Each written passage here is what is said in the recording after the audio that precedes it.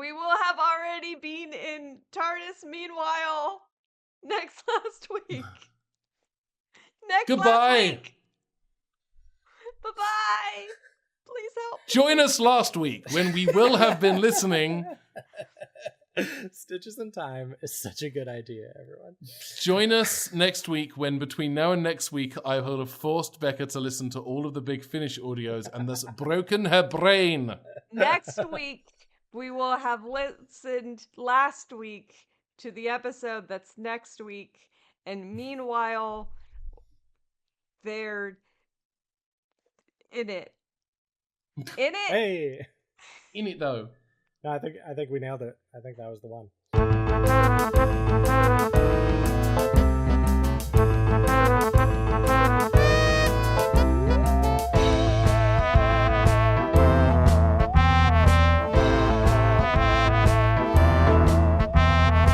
Welcome to Stitches in Time, the podcast discussing Doctor Who the way it was meant to be watched, in chronological order, one clip at a time, starting at the Big Bang and ending with the heat death of the universe.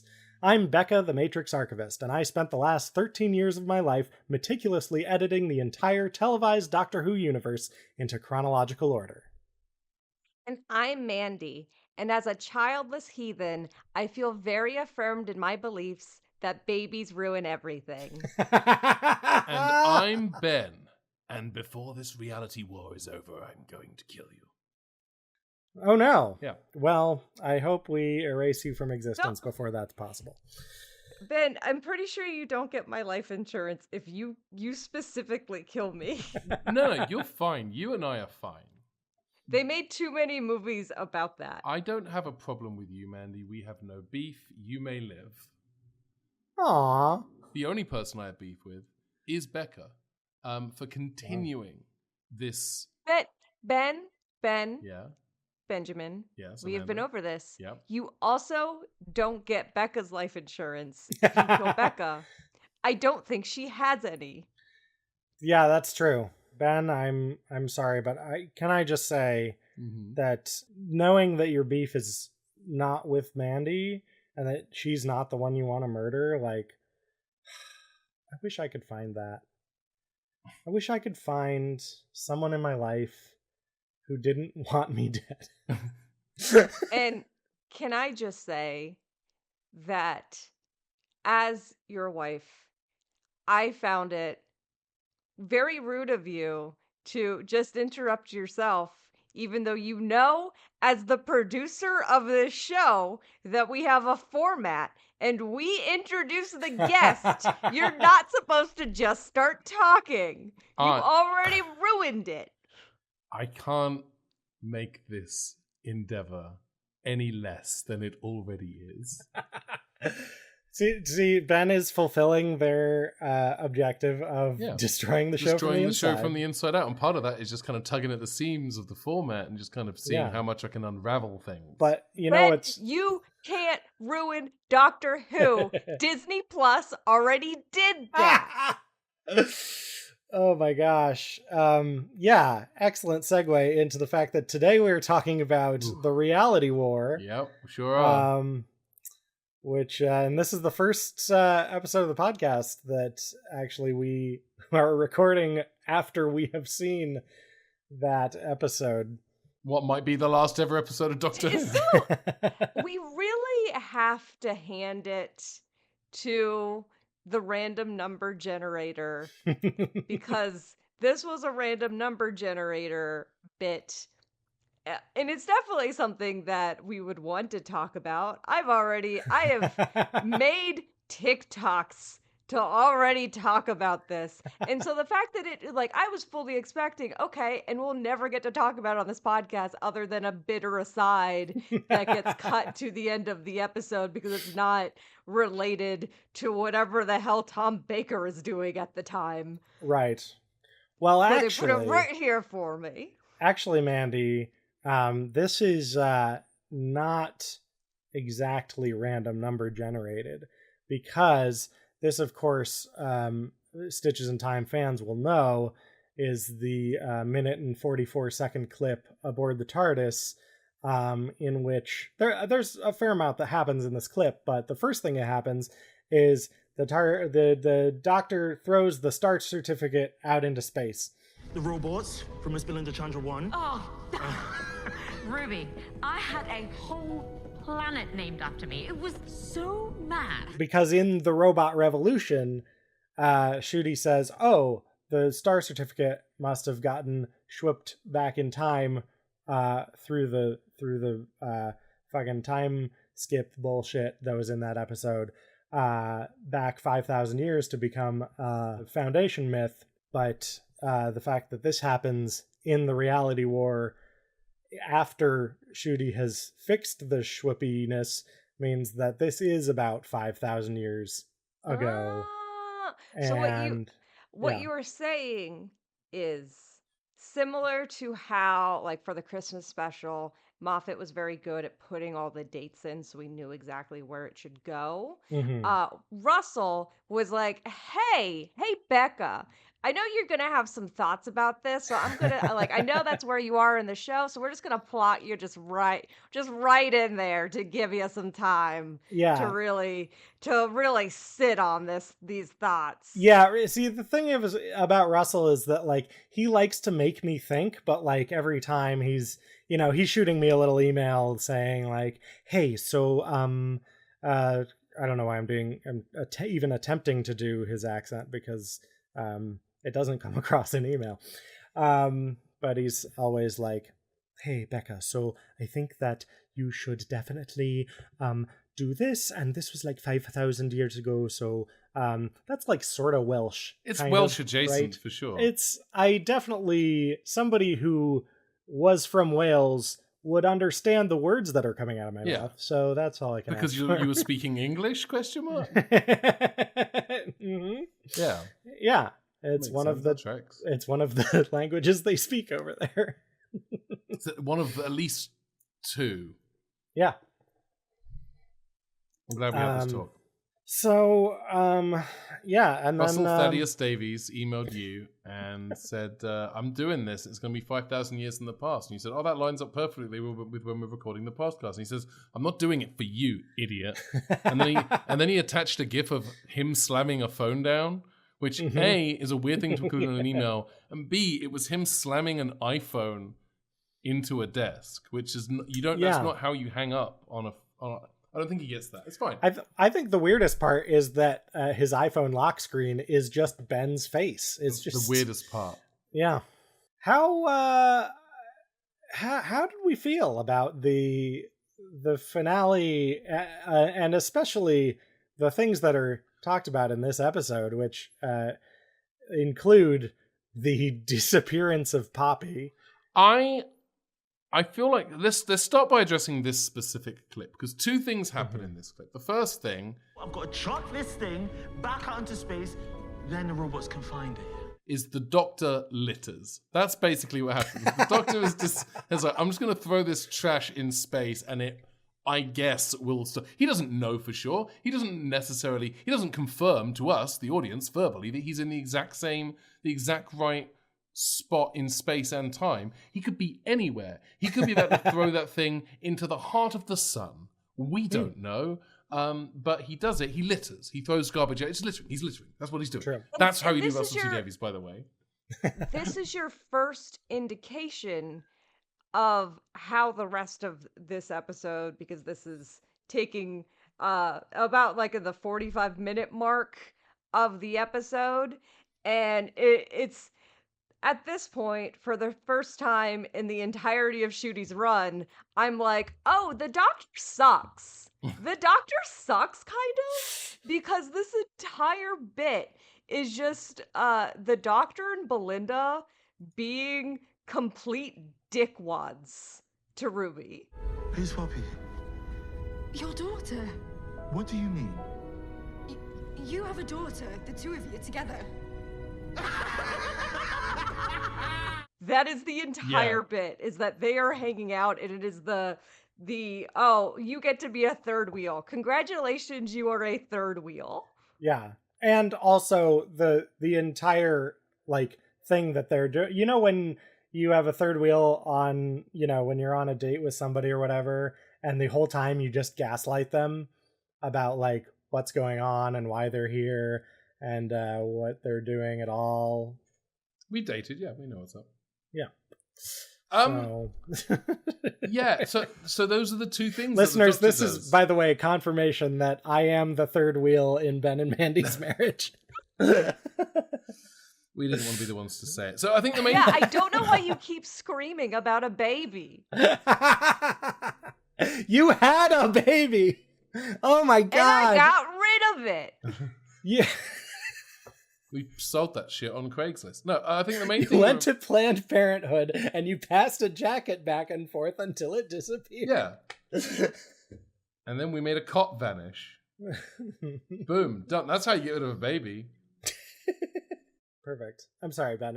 I interrupted your probably very poignant thought with that very stupid joke. I mean, nothing I was going to say was poignant because we're talking about the last 20 minutes of Reality War, which is the thing. I want to go on record. I know we are ostensibly supposed to be talking about a finite fraction of this episode of Doctor Who. We're supposed to be talking about a total of, I believe, 1 minute and 46 seconds. And we did that, but that's now done. We could stop the podcast here and the people would have gotten what they came for. Great. Ben, where can people find you on... Sorry. In the Stitches universe, I guess maybe this was actually the Daleks' master plan. We just made a baby disappear. We just yeeted a baby. Yeah. Tune in next week. We yeeted a baby, but we did it so good that you don't even know there was a baby. So, oh, shoot, he did get to go up against the Daleks after all. Aha! This is an insert episode. The Daleks Master Planned Parenthood. Is that anything? It's the title of this episode. Okay, brilliant.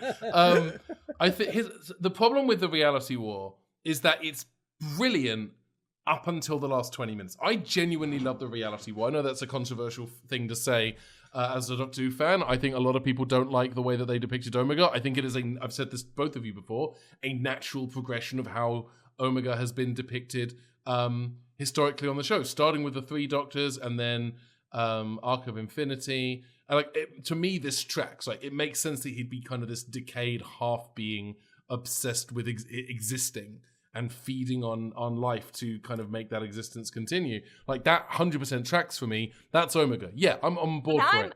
I'm gonna argue with you on that because when I was presented with the idea that I was gonna get to see Omega, I thought that we were gonna get some ABO dynamics, and I don't think.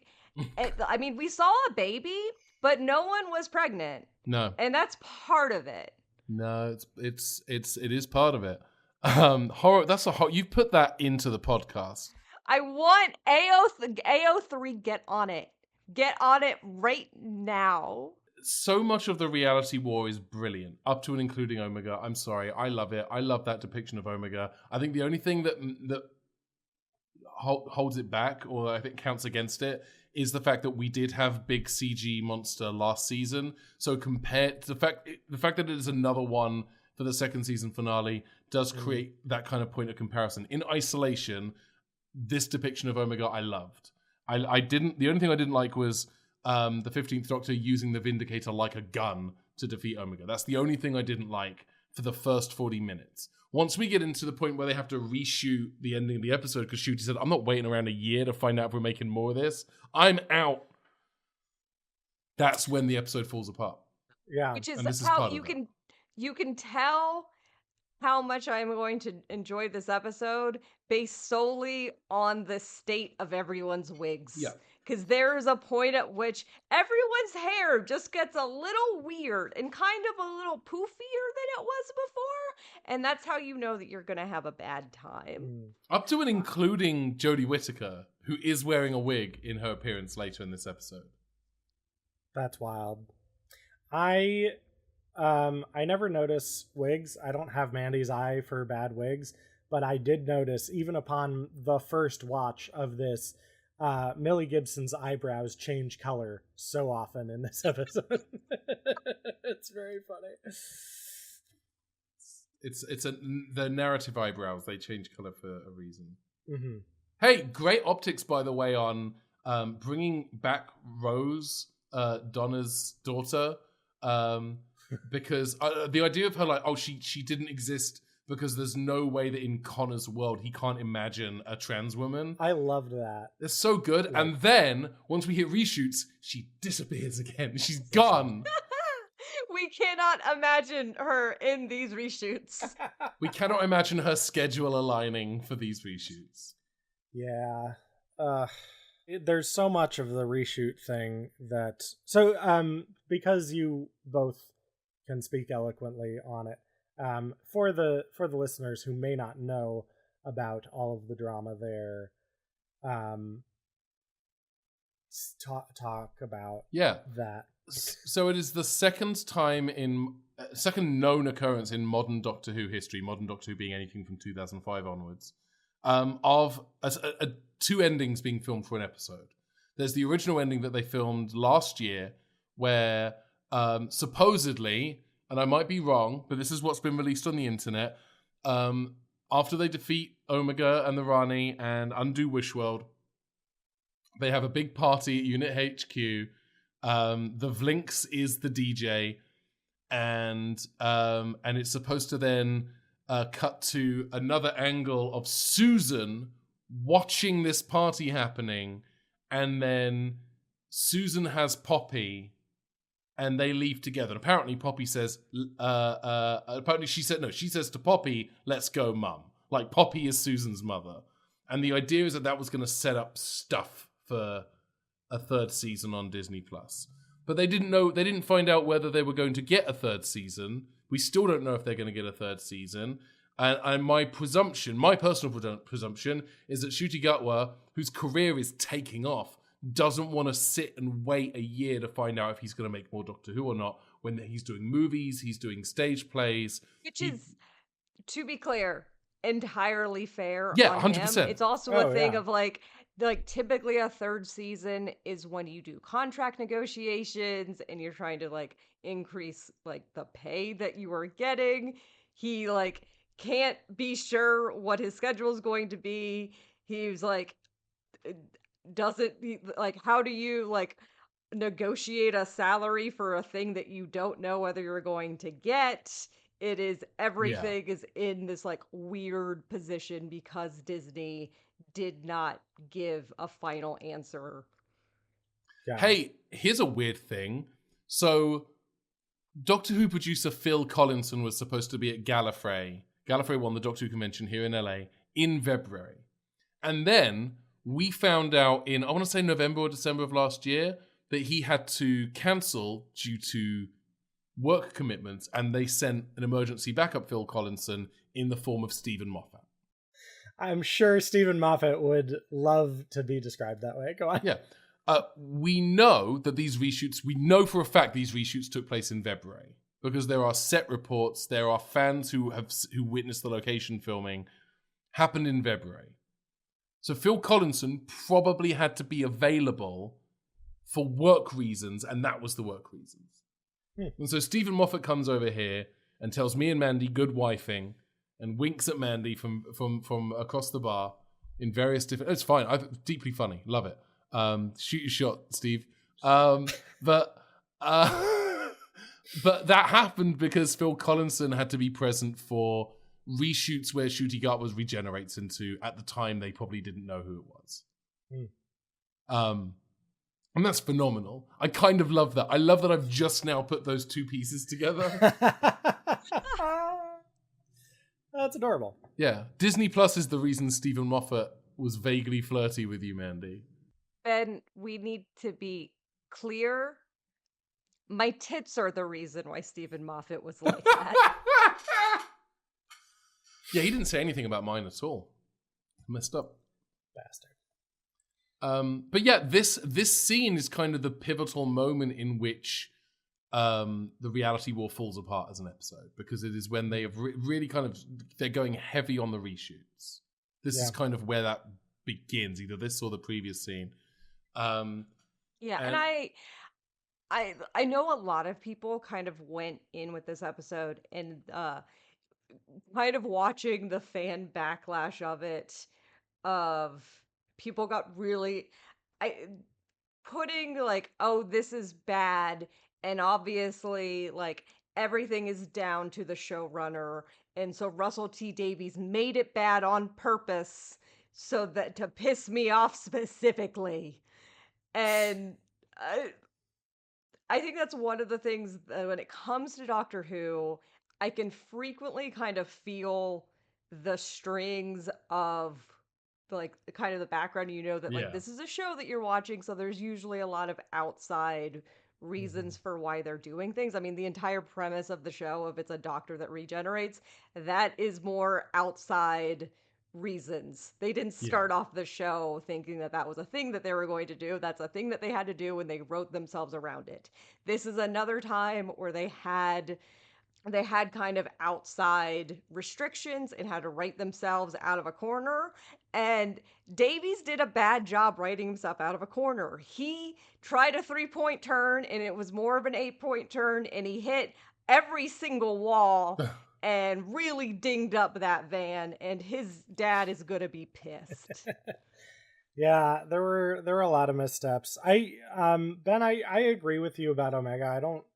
I don't hate the big CGI thing, except for, as you said, that like everything is a big CGI thing. But even that, like, I kind of fine. accepted that that's like, oh, I guess that's what they're doing with the Disney money is every Sure. season finale, they'll just have a big CG monster that they'll use for a little bit. They don't have a lot of money to be doing a lot of things with the CG thing, but enough to have it wiggle around, and then it gets killed pretty easily. Yeah.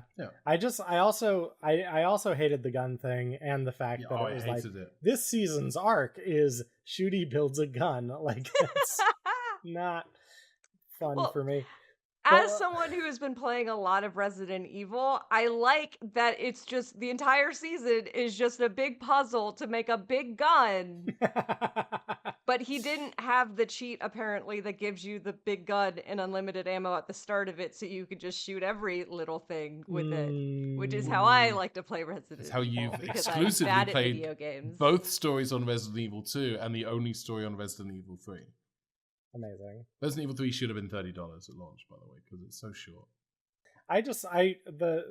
The main things that annoyed me about this episode were the gun thing, the fact that the brand new Ronnie is gone now, and I was like, oh, she seemed like a good villain. Yeah. I wish that she was in more than 2.1 episodes.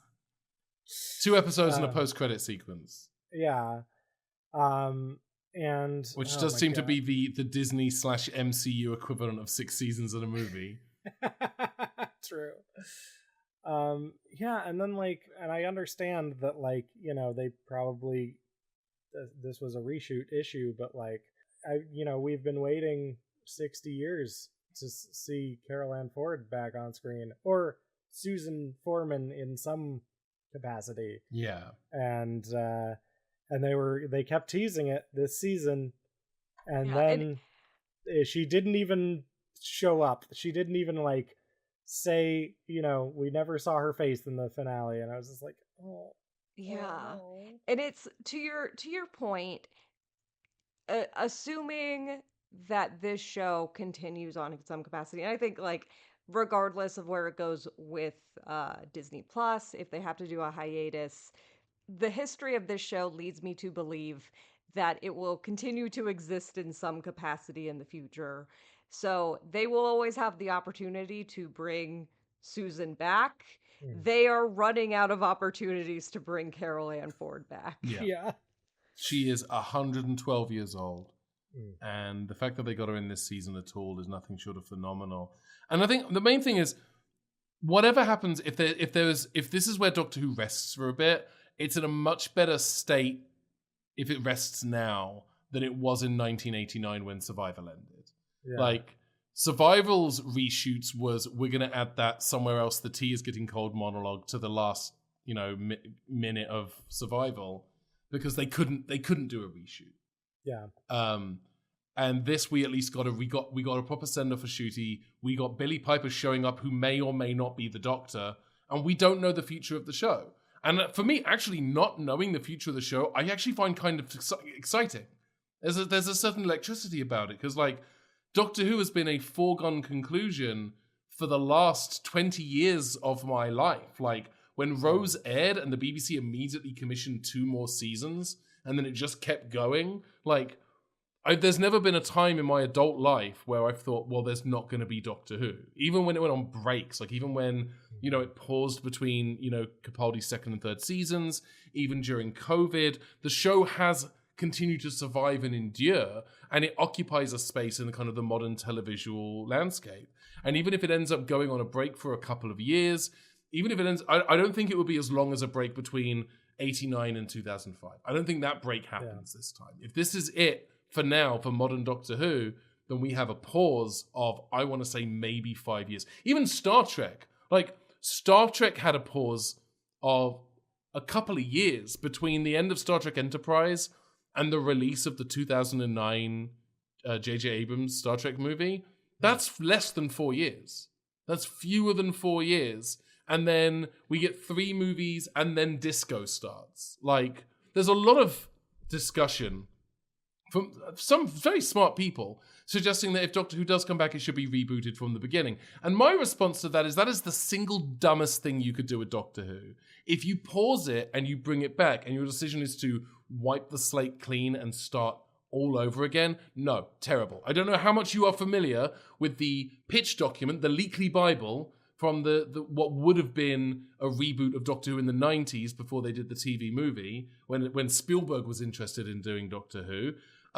That was very focused on who is the Doctor's father. He was this great this Time Lord traveler called Ulysses, and we're going to do a bunch of Gallifrey shit, and the Master is going to be definitely the Doctor's brother. So like, they hyper-focused on Gallifrey, and that is the complete opposite approach that Russell took when he brought the show back in 2005.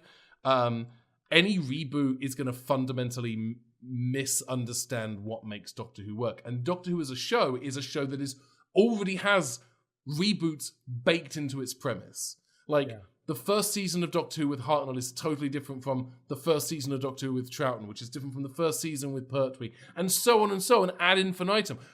If Russell stays on and the show comes back, cool, I trust him to do a broadly good job. I don't think he's done as good of a job with Shooty Gut was 2 seasons as he did with Eccleston's first. But I love Shooty Gut was run. I think it's been mostly good. Yeah. I mean, I until the Reality War aired, I thought every episode of season 2 season 2 was a banger. Yeah.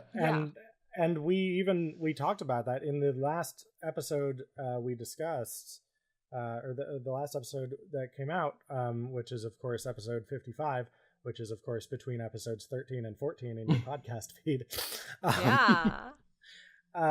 We were talking about, how excited we were about the finale and how much, fun we were having this season. And one of my favorite moments this whole season was in the Robot Revolution when, like, we're introduced to Belinda Chandra, and she's the anti-Clara Oswald, which I love Clara Oswald, but like I don't really love her until she's with Capaldi. But like, she gets kind of set up as this like, oh, are we gonna do like a plot device mystery girl thing? And she's like, fuck no, we're not. And I was like, oh my god, I'm so on board with this, like, girl. And then they did it anyway. Everything that happened in this episode undid all of her agency and like forced her into motherhood. And it's not great. So much of it because I believed the character when she had a child. I understand why it's like, okay, like that is her existence with a child. Yeah. That is the thing that she cares about. But the thing that hurt for me was she has never been a character that is like really talked about wanting a child, or even like that's a thing missing in her life of like settling down. Like she was regularly talking about the family in life that she had. She was never giving a semblance that she wanted more out of what her current life was. She seemed very fulfilled with her life. And so that kind of backfill that they did at the end, where they've like gone back and changed everything, and like all of the memories of them in the TARDIS, where now she's not talking about her parents, she's talking about her daughter. She's not talking about her job, she's talking about her daughter. And yes, they do show she still has her job. She's in a house that doesn't make any sense because she was living with roommates before. Like, I hate, as someone who does not have a lot of money, and a big reason why I do not have children is that I do not have the money to support a family. And as someone who grew up very poor with a mom who's like struggled to make money, that they just kind of hand waved it and be like, she lives in a house now, don't worry about it. That pissed me off. But they kind of took everything about a life and was like, well, it's about a baby now. And to me, like, there was a clear answer as to who actually would have made sense of that storyline. Okay, we have to do something with the baby. Of like, where does If this only baby we had exist? established some character whose whole thing was adopting and fostering Yeah, who babies like that had this connection to family and raising babies, and the start of the thing of the reason why she's interacting with the doctor, and while like her starting point is that she's suddenly, like, out of nowhere very interested in her biological mother. Even though she has a happy life, she's still looking for more. And then even after she finds that answer, she's also like, she's pursuing relationships and doing all of this stuff, and like still take Ruby should have been the one with the baby. Yeah. They literally, the wish that everyone points to of like, oh, it's the doctor's wish. He said, I wish we were, as in me and Ruby were your parents. We wish we were your parents. It was literally the two of them. They said, no, I'm sorry, Poppy. I wish we were. Smart. And we'll see that in the thousands of years that takes place. Maybe that's what actually they're talking about, like what happens next for Doctor Who. And what happens next is they are going to make more of it, but they're going to air it in the way that it was meant to be seen. They're just going to keep on adding things in, but you have to watch it the way that we have been watching it. Yeah, that's the dream, honestly. The only reason why I think they didn't is because Millie Gibson looks very young. And I think that they didn't want to imply that she was a teen pregnancy, which I think sucks. I think a teen pregnancy would make it wouldn't be out of the norm for her. Like, it wouldn't contradict her character, I don't feel. Well, I don't even think it would have had to be a teen pregnancy. Like, she can just adopt the baby. Yeah. Like, she doesn't have to have, like, because I think, her birthday is given as Christmas Eve 2024. So she's 20 now, or 21. Okay. 20. But, like, so, yeah, she technically would have had to have been a teenager if she had been the one giving birth. But it's like, no, also, she's the one advocating for Poppy. She's the one who sees through it. It feels like that should should be hers. And I think a big reason, like the only reason why Belinda makes more sense as Poppy's mother as opposed to Ruby is that Millie Gibson appears to be younger than I don't know the name Rara of Sethu. Seems younger, and I don't know how much of that is the fact that Ruby Sunday is a little white girl and Belinda Chandra is not a little white girl. Yeah. And so that's I think they also give Belinda's age as like, I think she's supposed to be in her 30s, like, as a character. So it's not just about the looks, but yeah, it's a little bit that, but like, it would have made 100% sense if they, like, in that same way where they're going back and they're seeing like, oh, actually all the conversations that we had in our travels was different, of her going back and the reason why she wants to look up her biological mother. Because to me, like, the connection there and why I would think that it would make sense for it to be her biological child is if she herself is like oh, I now actually have a reason to understand my medical history and also to understand why a woman gave me up now that I have my own Oh, child that's that I have to make interesting. decisions about. That is interesting. Yeah. The problem is the optics of either choice are bad, because whatever happens, you are forcing a woman who previously had expressed no interest in having children to now be a parent. And But to not only I now... would argue that Ruby has expressed interest at least Yeah, I think in that's being fair. around and taking care of children.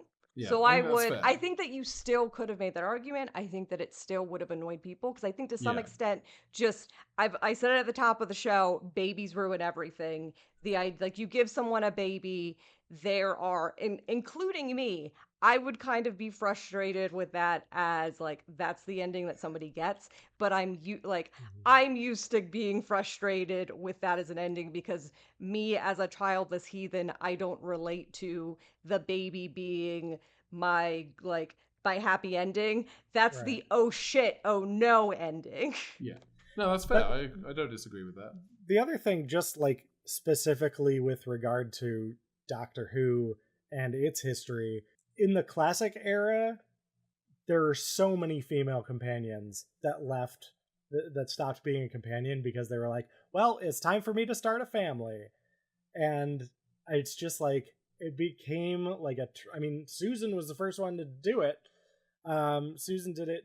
Joe did it. Like, there are so many examples. Yeah. That Leela, Vicky like, hey, did I it. just fell in love with this guy. Yeah. So I'm out. Yeah, and it's totally unearned, and like this is the same way of just like, this is like, she's okay, Yeah. Like to me it's 1,000 times worse because like of all of them, it's a thing that you always do. So if you had done it again, I was like, yeah, this is the thing that the show always does, and that sucks. You did it with the character that I think is the least likely character to do that with. Yeah. That was so disappointing. Yeah. Good point. Yeah, you did. It kind of blows things up a little bit. Very well observed, Becca, with your little mouth explosion. It is just, it's frustrating. Here's the thing. Focusing back on this clip from this episode, if you're going to have the babies being erased from existence, this is a very clever, low budget way of expressing that. And I think that as disappointing as a plot thread this is, and as disappointing as the back 20 minutes of this episode are, this scene is very well written and very well executed.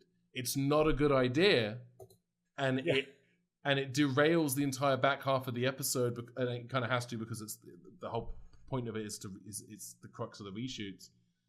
But if you're going to do it, I do genuinely want to do this. I want to give Russell kudos for coming up, because I felt this. Like, as the jacket was getting smaller, I was like, oh no, like I felt Ruby's, like, oh shit, no. Is this happening? What's happening? Poppy's disappearing. Like, I felt that. And it's impactful. The writing is very well done. The performances are well done. It's just a shame it is... It's also such a well-edited scene. I feel like that... Yeah, perfectly edited. Like, everything comes together to sell this sequence and make it work. You gotta say, the only thing that I don't like about it is when Ruby is talking about, like, oh, Poppy's gone, and the Doctor's like, you idiot, Poppy's in space. Bad. She's a space baby, you dummy. Yeah, that's bad, because I feel like the Doctor should be more receptive to someone going, hey, time has changed, our memories have changed. Yeah, it's of this, like, that entire scene of the, like, people are just being mean to Ruby, of, I think the writing there is weird. Yeah, that's where and it I think falls that apart, like they for sure. have to be they're writing in a way because they specifically need to go in this direction. Yeah. And like you can just feel everyone being steered into like, we're all gonna wear the asshole hat for a moment. It's that unfortunate thing where in order to sell a plot point, you have to make 66% of your characters kind of shitty and maybe a little bit stupider than they actually are, which I would say is something that Russell usually manages to avoid doing, with the exception of, I think, the Journey's End cliffhanger, because I don't believe for a second that Rose would leave with the second Doctor on the beach. I don't think that would happen. I don't think that doesn't make sense to me. But everything up to that moment, that particularly the coat being passed. Thank you back for and calling forth him the second Doctor, by the way. Yeah, you're welcome. Because he's the second Doctor. The coat being passed back and forth, and Belinda and the Doctor getting more and more excited about the conversation shifting from traveling with Poppy to traveling themselves. I think that part is all very, very well done. To the point where when I think about the scene, that's the stuff I think about. The back half of this 1 minute 46 second sequence where the Doctor and Belinda are so stupid and so mean is terrible. Yeah. And that's really the moment when the episode starts falling apart. The thing I hate most about that, honestly, is like it so does not fit Ncuti's Doctor to like do that. Like if this were like Capaldi or like Colin Baker or Christopher Eccleston, like somebody who was a little like harder and more set in their ways or certain in their Time Lord Wime Lord-ness. Timey-wimey Lord. I'm just gonna start calling them Wime Lords. It's just to piss them off. But like Ncuti is so like his whole thing has been emotional and empathy, and like that's his Doctor's character, and it's just really weird to be like, no, you're the crazy one. I'm not going to even entertain this as an idea. And I also don't like it in the sense of, because like I feel like I harp a lot on this, like this exact scene, and it's relevant to the episode because it's the thing happening in Stitches right now of them being so mean to Ruby. And I think in part because, like, as said before, through line of the episode, babies ruin everything. I know that feeling of, I mean, hell, I'm an older sibling. I know what happens when new baby comes, and then everyone wants to talk about the new baby, and then you're off to the side doing whatever. And so they're just bringing up the new baby trauma again of like, we're going to do our own thing, and we're just talking around you, and you're not part of it. So like, it's very much in her perspective, and it continues in her perspective, and she's the one to do it wrong, and then we never see her again.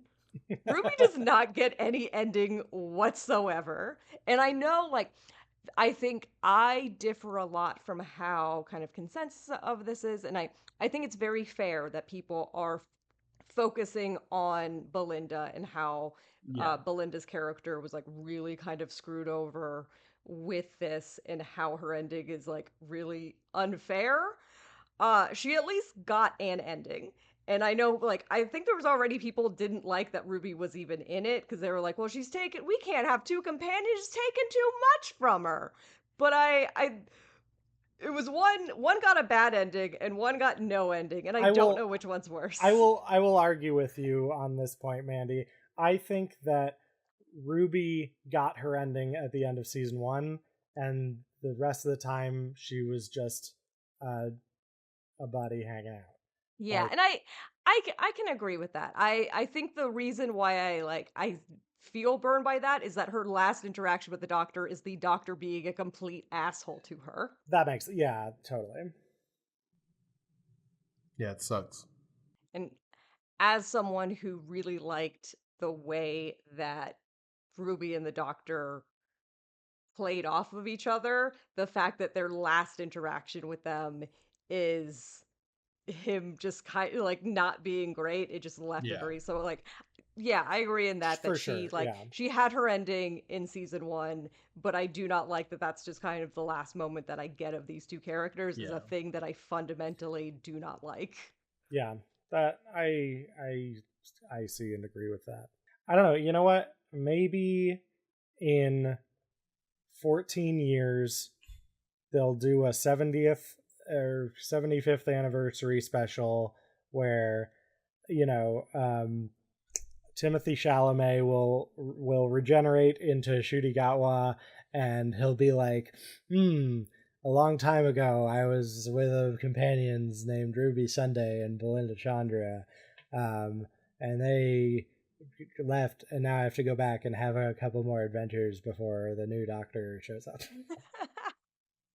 That's my dream.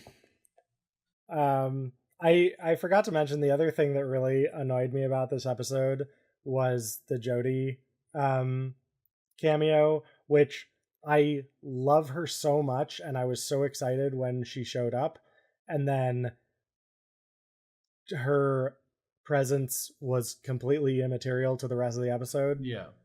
And I was just like... It was a nice moment.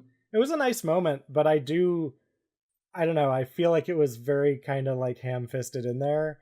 Yeah. And... It was such a moment of her being like, hey, you're about to know what it feels like for everyone to hate your show. I wonder what that feels like. Have fun.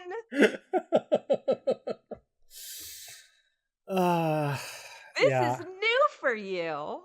I was so disappointed. I was like, if you're gonna have her show up, have it mean something.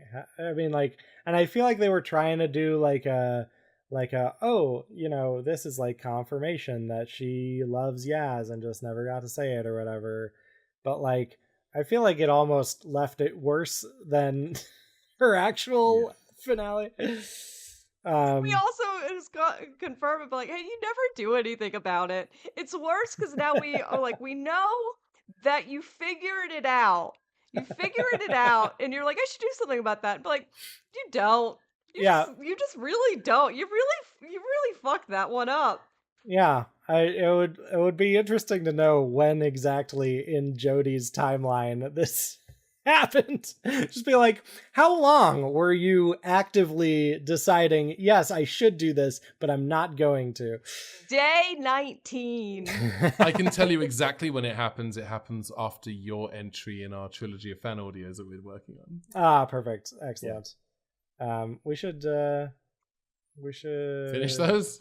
Start recording them. I'm down. Make sure our scripts are in good shape. Yeah. I know Katie's down. Yeah. Katie keeps messaging me and be like, I'm so excited to be on your podcast because she's going to be guesting on a future handful.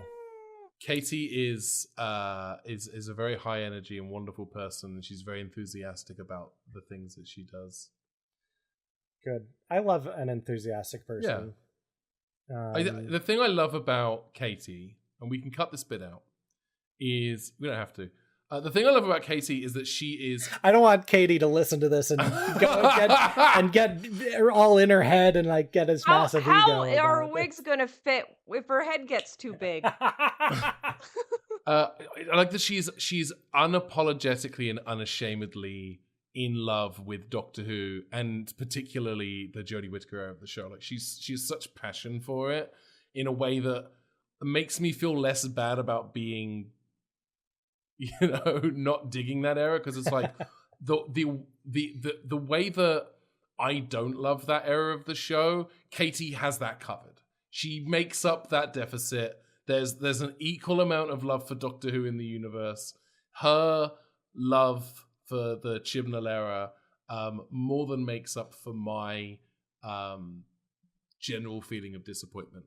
I like to tack on to that. I think it's because I don't necessarily think that she likes it in a different way than I like it, but likes it, like, for me, the things that I like do not outweigh the things that I don't like about that era. So to me, it's just overall just kind of a net negative. But seeing someone who's so passionate about the things that are good about it to where that is like that does end up being like an overall net positive, I was like, okay, yeah, I can really appreciate those a lot more because there's someone who that is, you can like really kind of see the positives and the highlight for sure. Me, and it's a lot like encountering a trans man and just being like, oh, everything that I hated and made me miserable is something that you are embracing and feeling amazing about, and I love that for you because it feels like feels like that hate, and I feel a lot more hatred towards being a man than I do to Chibnall era Doctor Who. But you know, I love the kind of, it's sort of like a symmetry almost. Yeah, there's a kind of, it's not, I was going to say symbiosis, but that's not really the right word. But yeah, there's a balance. Yeah, Which is kind of the thing that I was alluding to earlier. I think the other thing to keep in mind is that, like, I think people who love all of Doctor Who, even if their reason for loving Doctor Who is different than your reason for loving it, anyone who likes an aspect of Doctor Who that you do not like ultimately wins because they get more Doctor Who. True. Yeah, you know, it's the same way I feel about Star Wars. Like, anyone, for the people for whom, you know, the Book of Boba Fett is a club banger, the people who were happy with Rise of Skywalker, more power to them because they get more Star Wars than me. You know, like you know, people who like Star Trek Enterprise, good for them. They get more Star Trek than I do. I mean, I think that's all. The other thing about, like, Doctor Who is, like, I think the fandom is so wonderful because, like, I don't think we get as, at least my experience, and you know, your mileage may vary on this, but, like, I feel like as a fandom, we are very, like, loving and inclusive, and, like, there's not a lot of, like, oh, this is better than this, or, you know, there's not a lot of, like, fighting about things. There's just like oh, wow, like, I loved Love and Monsters, and I don't really care, you know, somebody else didn't like it. That's not gonna, like, drag it down for me. Yeah. Although sometimes when somebody loves an episode that I didn't like, and I talk to them about it, I'm like, you know what? Yeah. Maybe I do like that more on like a rewatch kind of thing. Yeah. It's I feel like I'm in such a weird corner because I'm such a goddamn hater of but I'm a hater of things that are, I guess, to people who are fans of this show, insane to hate. If you go into a place and be like, yeah, I hate Tom Baker, everyone really wants to fight you, but they don't know what to expect. That's not what they're coming in expecting to hear from a hater, and I do like that.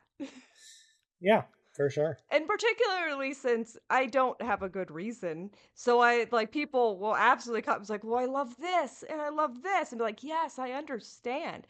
I understand that it was so much of, like, what made the show good, and kind of fundamentally, it seems like that's the show figuring out what it is and, like, what people glom onto. I just don't like his face. I just don't like looking at him. That could be true. That's fair. He does look like a cartoon goblin from the back of, like, a Dungeons and Dragons 2nd edition manual. And that's not his fault. No. That's the genetic card he was dealt. In fact, that's why he's such a good doctor, is that he is, as an actor, he has had to overcome his horrible He doesn't overcome. Old Tom Baker did. Old Tom Baker had, and, like, I need to be clear, because, like, then people get of, like, oh, if you see him, are you gonna fight him? And be like, no, he can't help it. He can't help, like, if I had a time machine and I was to commit the cardinal sin that this show hates, and I were to go back in time and see, like, young Tom Baker, maybe then I would fight him. But, like, the stars didn't line, and, like, really good for him, because, like, he would really have a hard time catching these hands. I'm really glad that instead of time traveling and going do that, you started this podcast with me, because I know this is the only thing that's preventing you from doing that. I think the thing that I love about Tom Baker is he looks like that, but he must still have so much game because he was able to pull Lala Ward. No, and he did that. That's like, if the good version of me, I'm not spending my time fighting young Tom Baker. I'm teaching Lala Ward to love herself more, because baby, you can do so much better. I know it's the 70s, and you think that that's okay for people to look like that. People are gonna look way hotter, and you just need to wait for that. They're gonna get so much hotter. Don't settle for this. So what you're saying is, you time traveled, you went back in time, and you're the reason that Tom Baker and Lala Ward got divorced. Yeah. but then she marries Richard Dawkins. What's he look like? He's a weird atheist man. Oh, see, I got it. See, I would nip. I'm sorry. That again, more evidence that this is not about, oh, Tom Baker had so much riz, is about, oh, Lala Ward was having some issues. I'm sorry, quick question. What is this podcast about again? It's about how Lala Ward keeps marrying hotter and hotter people because in 2020 she married Nicholas Chad Rollins, Sexington, who is a British psychologist and a bit of a silver fox, if I do say so myself. As a slightly bisexual person. So, like, definitely a level up from Richard Dawkins, and Richard Dawkins even is a step up from Tom Baker, I would say. So, good job, Lala Ward. You did it. You won.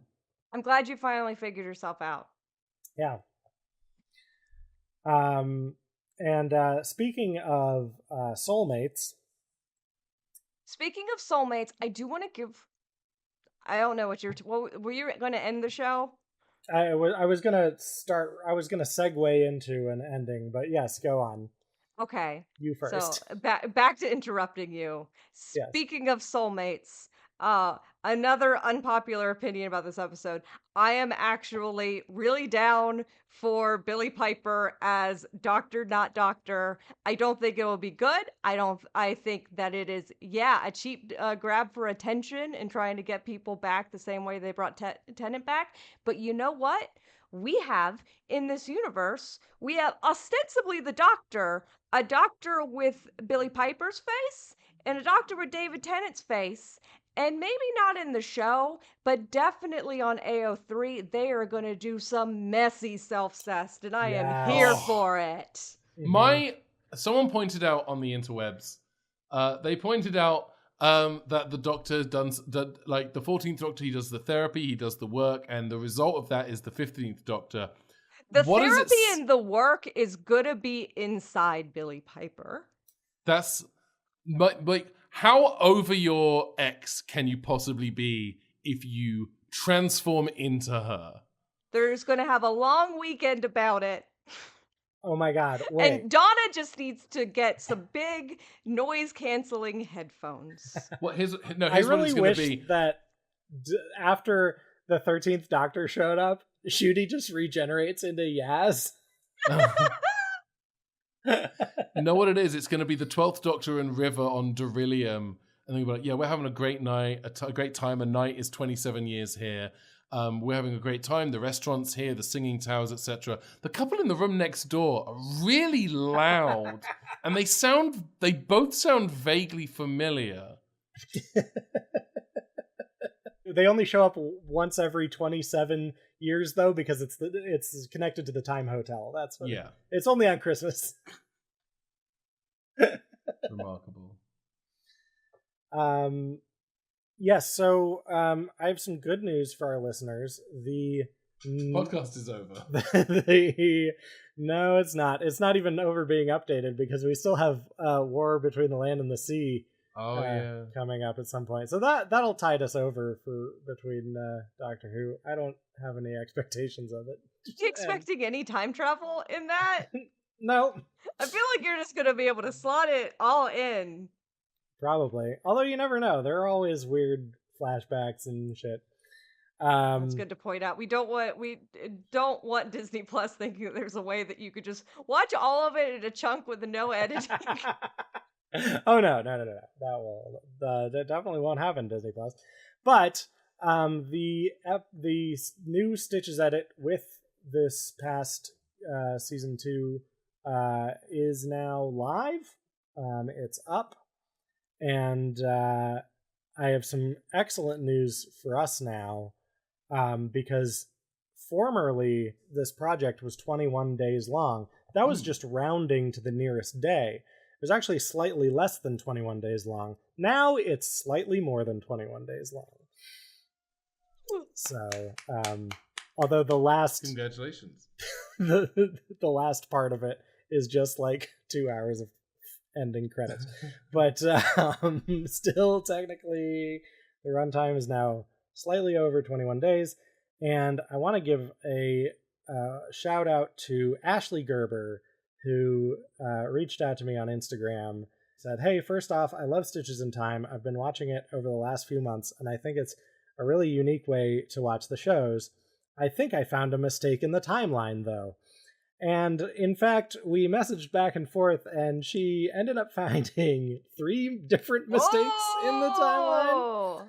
They're all stuff we haven't talked about yet on the podcast, but there's all stuff I missed in the Sarah Jane Adventures episode, Mona Lisa's Revenge. There's a mention about the tightening of security because of what happened with the Cup of Athelstan, which is, of course, the cup that is stolen in Planet of the Dead. Mm-hmm. But apparently I had Planet of the Dead happening after that, so I fixed that. She also says she also found that in the TARDISode for Fear Her is a crime documentary crew mentioning 2 of the kids that disappeared, one of whom is Dale, and he's the kid who disappears and gets abducted in like the opening teaser before the credits. The cold open, yeah. Yeah, cold open, thank you. So that was, I had to move that a little bit. And then also she mentioned that in Arachnids in the UK, they said it's only been a half an hour since the end of The Woman Who Fell to Earth. But I had like been interslicing it with just the rest of the stuff and class and all that. So that one I missed just because I really don't like having to rewatch Arachnids in the UK.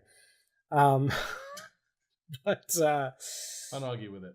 Yeah, both for quality of episode reasons and I don't like spiders.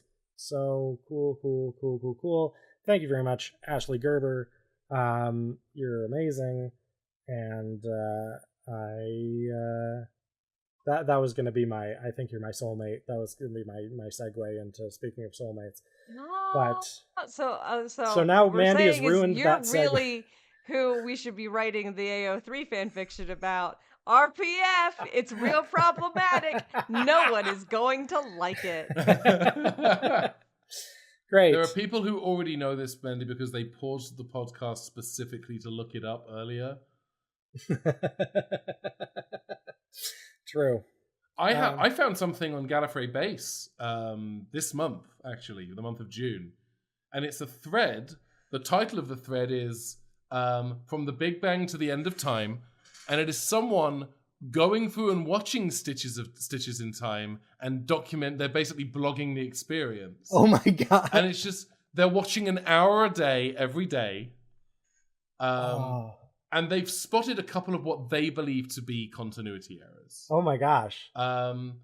They pointed out, I'm trying to find the post, the Meanwhile in the TARDIS Part 1, which you have at 3228 BC. This person who uses the username the umpteenth Doctor, which I love. That's really good. They write, I haven't watched this mini-sode in over a decade, but I do remember that the Doctor shoving Amy out of the TARDIS leads directly into her floating at the start of The Beast Below, which means either this clip or that scene is misplaced. That's incorrect, and we did address that. I'm sorry. We will address that in the episode that we discussed that clip in. And also want to address that while I'm loving the feedback and all of the comments, the correct way to leave feedback on Stitches in Time is through a 5-star review on Apple Podcasts. Becca, have you checked recently the latest 5-star review on Apple Podcasts? Your entry for the caretaker, where the Doctor takes Courtney on a little time trip. Oh yes, the Skovac. You list it as 3159 BC instead of 1359 BC because it's between 1334 BC and 1219 BC. Oh dear. You put it in as 3159 BC. You fucking mug. Fucking typos. Yeah. Oh no. Ben, please send this blog to I'm me sending so I I'm can going to put send it you in the the whole episode thread. notes. Ben, That's as amazing. producer of this show, have you informed them that there's a podcast? I have not, but I should and will. And won't. Just to recap, my argument for why Meanwhile in the TARDIS doesn't lead directly into the Beast Below is because in the Meanwhile in the TARDIS clip, Matt Smith very clearly dives out of the TARDIS after her, which he has clearly not done at the beginning of Beast Below. So there. I mean, that's an argument. I don't agree with it, but I don't disagree with it. Mm. The importance is that you have to come up with an explanation. It can be an insane explanation. This is an insane exercise. And I will say that on any of this stuff, I am willing to be swayed and told I'm wrong. I have been many times already, as have been pointed out in this episode and others. So I welcome all challenges. But you won't take my critique that I think that you just shouldn't include any part of the timeline that has Tom Baker, because I don't like looking at him. Who does, frankly? That is true. And look, I think in a good timeline, in like the proper Doctor Who, the way it was meant to be watched, I would not have to look at him. I'm so sorry, Mandy, but I am a completionist. And if we have to watch Doctors Assemble, we have to watch Tom Baker.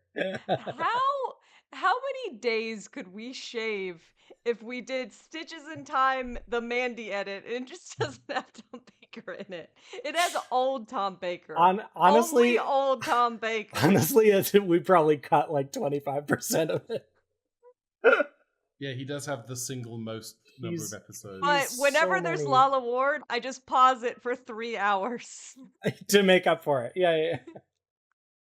I'll tell you what, I'll do like what they do in like documentaries where they just blur somebody's face out. I'll just do that for any time Tom Baker's on screen. Just for you, Mandy. One of the Doctor Who books had a full time run, like a rundown of how long it would take for you to watch each Doctor up to the minute. Ooh. And I forget which book it was. I know it was during the 50th anniversary year, because it went up to Matt Smith pre-Day of the Doctor. But on my spreadsheet, I keep track of how long each season of the show is. So I'm going to use my spreadsheet, and I'm going to add how long it would take. And it's not perfect, but if you cut, not because obviously you have scenes of Tom Baker and the TARDIS in flight that are not going to be in the edit. Right. But Tom Baker's run of Doctor Who, not counting A Girl's Best Friend for obvious reasons, occupies... I'm sorry, wait, is he in A Girl's Best Friend? He's not in that one, no. Okay. But he is in an episode of Storytime with Disney, which I don't think you've included. No, I don't even know what that is. Anyway, 73 hours, 58 minutes. So 74 hours of Tom Baker. That's about 3 days? Yeah. So it's only a seventh really of the Stitches in Time run. But is it? I mean, I guess it depends on how much of it versus everyone they spend in flight. Yeah, I don't think they spend that much time in flight in the classic series. Yeah, but it might be the other ones. Like, oh, Matt Smith, he's just always zooming. Mm-hmm. Bill Hartnell is slightly over an hour. Wow, really? Yeah. And sorry, not an hour. Is this? Wait, hang on. Like, what? It doesn't make any sense at all. What am I looking at? I feel like you get more of an hour in him in like a single serial. Sorry, 51 hours and 15 minutes. That's more like it. Not counting season 4, because I don't have them broken up by Doctor. But seasons 4, 5, and 6 are 52 hours, 55 minutes. Ooh. not counting the colorization of the Ben, peoples. what percent of Doctor Who is Pete's? Pete's? Pete's. Just Davison? any Pete. It's Okay, got a let's Pete do that in it. math. 1, 2. I'm doing the math on that now. Give me 1 second. I've got to include Time Crash. Mm-hmm. I've got to include Day of the Doctor. 1 episode of Class, which is 45 minutes. So I'll have to add that math manually. Mm-hmm. But he's only in that for a short time. I don't know if Yeah. you're taking any of that into consideration. Nope. 65 hours, 47 minutes is just doctors named Pete or Peter. What is more? Doctors that are Pete or doctors that are bakers? Pete's Bakers. versus bakers. Bakers That's have my it, new 'cause like. Tom Baker on his own is 74 hours, Mandy. Oh, so it's more bakers. Yeah, it's Bakers all the way down. Get baked with Doctor Who. We only watch bakers. That is something That is else. me going through a bad weed trip. Get baked with Doctor Who. That's the spin-off podcast that if we get enough Patreon listeners, then we'll Oh, I'm sorry, Mandy, you asked me about our podcast reviews. And now I have to read the review that we have, because I did request that somebody leave a review purely to bump the fact that Mandy's review criticizing and or praising my pronunciation. Criticizing and or? Yeah, I'm making enemies with every fandom in this podcast. I'm not just making Doctor Who fans hate me. I'm making everyone hate me. Yes, there's a new 5-star review. I believe this was left while we were recording that conversation about how I was feeling that we needed another review. Is from a user named Sarah Kaplan, and it is titled "Help." And the review is: "There was no dropout audition, and the comedy juice was ketamine, and now I'm trapped in a saw room. Sad face." I mean, that's a really, I feel, apt like review of just kind of summarizing the experience of listening to the Stitches in Time podcast. It is a saw room, and you are on ketamine. Yeah, this is how we do it. Thank you so much for listening, everybody. Ben, where can people find you? You can find me at the bottom of a bottle, just drowning my sorrows, having participated. No, you can find me on Blue Sky. I'm benpaddon.net. On Instagram, I'm Ben Paddon. Tumblr, benpaddon.tumblr.com. And wherever injustice prevails, I will be there. Promote I have a sci-fi comedy audio drama podcast called Jump Leads. Season 1 dropped back in 2023 with 6 episodes. We have a mini episode that we dropped in Christmas of last year. And we have another season that will be dropping before the end of this year. I know I wanted it to drop in spring. There were a number of things that kind of postponed things a little bit. Personal things, life kind of got in the way, as it often does. But we are aiming, hopefully, to have the show drop. I'm hoping for September. Nice. We have set the new deadline. We couldn't get it for your birthday, so we're getting it for my birthday. Yeah. And I'm not a producer or editor on the podcast, but you sure do another podcast that I think, given our listening audience, I think like 95% of our listening base will be a little offended if you don't bring them up.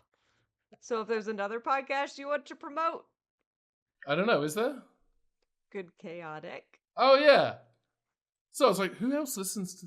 No, Good Chaotic is an actual play podcast from the brilliant team that brought you the game of Rassilon. We are currently playing Scum and Villainy. We are doing a science fiction hope core or hope punk, however you want to brand it, actual play podcast. It's kind of leverage in space with time travel. It is a lot of fun. You can find it at goodchaotic.com, or you can search for Good Chaotic, as indeed you can search for Jump Leads in your favorite podcasting app of choice. And depending on when this episode drops, we are doing a live show at Anime Expo on the night of July the 3rd.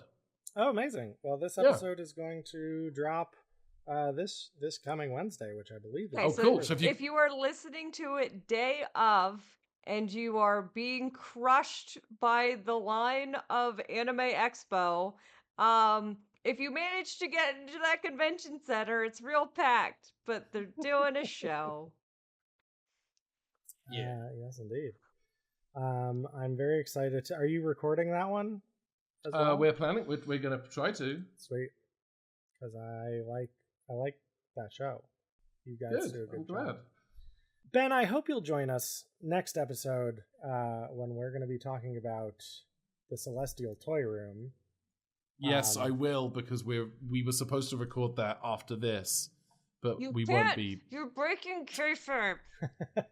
We pretend that we record these, that we're just recording them all together. And I know that you won't join us next episode for Meanwhile in the TARDIS, because that's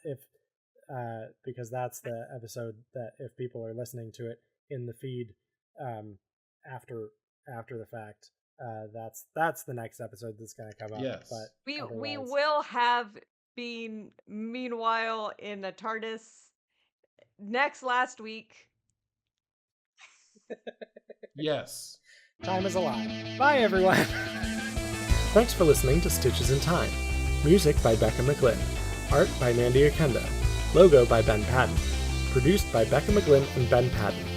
Please make sure to rate us and leave us a nice review. It helps new fans find the show.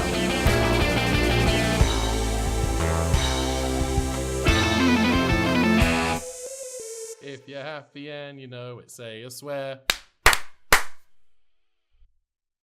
Fuck. They picked up the Star Register in the future after the Rani destroyed the Earth. Now the planet is not destroyed, so I've got to chuck this thing back out into space. There's a plane. There's a plane. Continue your threat after the plane is We done. all have the plane at the same time. It is kind of nice. I'm suddenly reminded of... I don't want to call it my favorite 9/11 joke, but it is the one that I think of every time, and that is, I'm not going to share it, because I don't want that I don't want it on the record. Great. Anyway, yeah, Becca's... If it makes you feel better, I've made like 6 9/11 jokes over the course of this podcast, so... Since we started recording today. They've just been meticulously edited out. History is intact, thank you very much. Doctor, where's she gone? When I was presented with the idea that I was going to get to see Omega, I thought that we were going to get some ABO dynamics, and I don't think... I mean, we saw a baby, but no one was pregnant. No. And that's part of it. No, it is part of it. Horror. That's you put that into the podcast, and I don't think Becca. I want AO3 get on it. Get on it right now. I don't think Becca truly grasps, has comprehended what you've just unleashed into the Stitches in Time universe. I don't even understand telling me what Becca you said. doesn't know about ABO? Becca, Well, do you not know about ABO? I am an innocent little flower. I have no idea what you're talking about. You don't know about nodding Oh dear God. in the heat? This is exactly why we record this podcast in separate rooms, Mandy. Oh, okay. So, it is, the whole, bad, I was Bad going to wolf. say bad wolf science. Different. It's just someone did, science about wolves, but it itself was bad. But the Right. whole idea of like, there's alphas Yeah, and betas okay. and omega, Yeah. separately in fan fiction, because people like having male characters. Specifically, I believe it started, like, it takes some ideas from Star Trek, but got big with Supernatural, I believe. And They really want those brothers to fuck each other. they really want those brothers to fuck, and they want those brothers to have a baby. But they don't have the parts in order to have a baby. So they're like, oh, we'll take that, like, we'll do some impreg stuff, and then so they set it up with like an alternate reality science fiction kind of thing where like there's basically like 3 different sex types, and it goes into alphas, Missionary, betas, and omegas. reverse And cowgirl. the main thing that you need to know is that alphas can impregnate omegas, and also alphas go into heat. And another thing, they took the bad wolf alpha.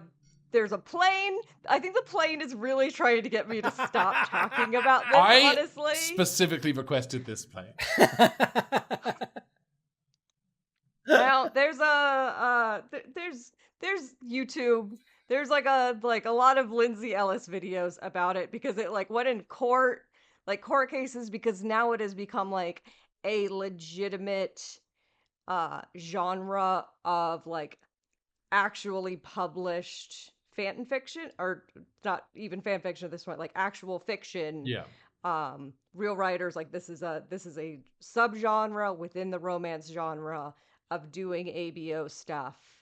And I really feel like, I mean, Doctor Who needs a win right now, and really getting in on that, it would have really helped them. Disney would never have allowed. Oh, who am I kidding? They have Robin Hood. There was a little girl named Poppy. A long time ago, that space baby lives far away in a different world. Oh wait, it's not next week's anymore because we've moved to a bi-weekly. I hope you'll join us next episode, Ben. For I'm gonna do that again with I'm just the editor in me is freaking out. Okay, don't hit my knee against things. Ben, I hope you'll join us next episode. God damn it. Ruby, I think your memory got a little bit scrambled.